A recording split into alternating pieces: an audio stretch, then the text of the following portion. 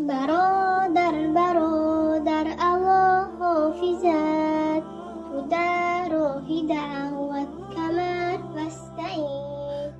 چو دعوتی تو صادق و منهجی،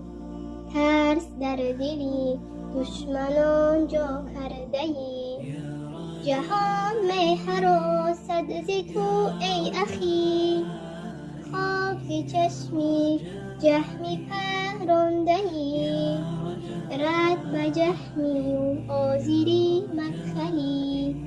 دفاع از دین و از رسول می کنی، دفاع از دین و از رسول می کنی. برادر الله حافظت، ز هر سو تازند و سویت سگان،